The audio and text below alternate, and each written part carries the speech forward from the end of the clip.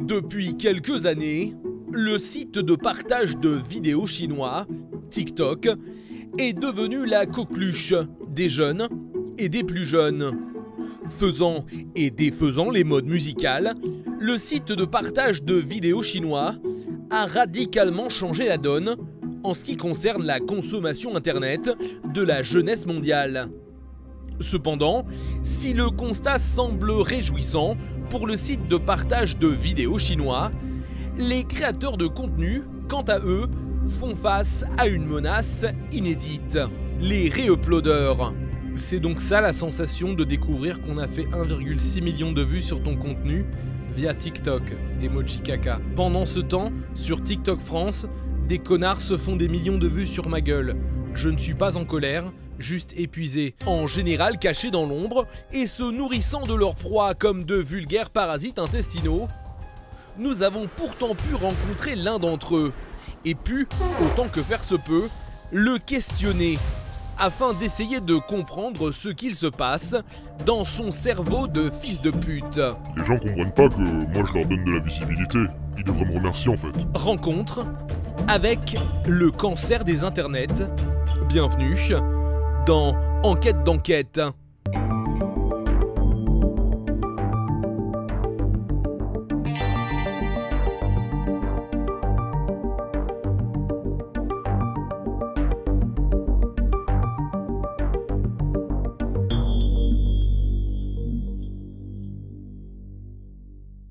C'est depuis son appartement miteux, situé en banlieue, que nous rencontrons.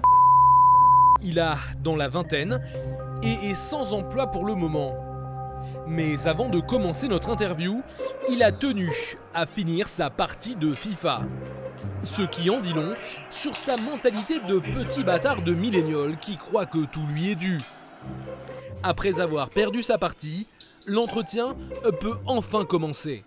Moi le matin quand je me lève, le premier truc que je fais c'est que je regarde les vidéos en tendance sur YouTube et je les réupload tout de suite sur mon compte TikTok.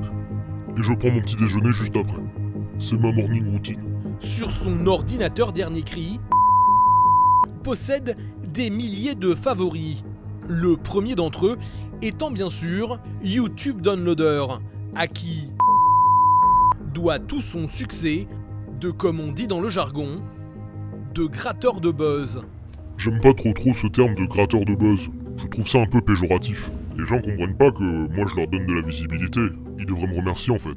Cette logique d'enfant de putain l'applique dans tous les aspects de sa vie. Moi mon rêve, ce serait de m'installer à Malte et de ne rien devoir à personne. Tous les jours, je fais percer des gens. Mister V sans moi il serait pas connu. Tu sais quoi, si demain je décide que ton chien il doit devenir famous, bah il devient famous. Ça les gens ils comprennent pas. Le talent, c'est quoi comparé à l'algorithme ou à une bonne communauté? En vrai, même avec un bon hashtag, le gars le plus détestable de la vie, je te le fais kiffer. Devant ces arguments de fiefé connard arrogant, nous restons quelque peu dubitatifs et demandons à de nous faire une démonstration de son industrie. Il s'exécute manu militari, tout en nous donnant ses quelques petits secrets d'alcôve. Déjà, faut toujours faire une faute d'orthographe. Genre qui a fait ça, on écrit K-I-A-F-E-S-A. Comme ça, les connards qui seront plus forts que vous en orthographe, ils mettent un commentaire obligé.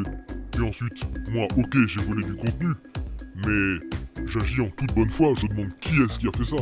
Et donc après, ça donne le nom du véritable créateur, et les gens savent qui c'est. Et voilà, la boucle est bouclée. Merci qui? Cette logique implacable de bâtard la doit à ses parents. Ma mère et mon père sont très influents sur LinkedIn. Et depuis que je suis né, ils m'ont appris les fondamentaux de l'entrepreneuriat. Quand j'ai eu 18 ans, ils m'ont jeté de la maison. Et mon père m'a dit « Je te réadresserai la parole quand tu auras 1 million de followers sur les réseaux sociaux. » Du coup, vu que je sais rien faire, eh ben, j'ai commencé à copier le contenu des autres. Mais c'est bien, ça me motive. Et vous en êtes à où là? Bah, il me reste encore 999 000 abonnés à avoir. Et je pourrai enfin reparler à mon père. Ce témoignage nous glace le sang. Derrière celui que l'on prenait pour un fils de pute gratteur de buzz, se cache en fait un petit garçon qui veut briller aux yeux de ses parents, alors même qu'il est totalement incapable et inapte aux yeux de la société. Quand on l'écoute attentivement, sans lui, les créateurs de contenu ne seraient personne. Mais sans les créateurs de contenu, que deviendrait-il, ce pauvre fils de pute fragile? Vous savez ce qu'il y a de plus drôle? C'est que votre reportage sur moi là, le jour où il sortira, bah, rien ne m'empêche de le mettre sur TikTok et de faire plus de vues que vous.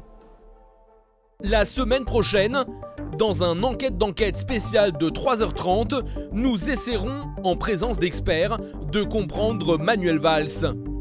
Pourquoi, comment et jusqu'à quand? La semaine prochaine, dans Enquête d'enquête.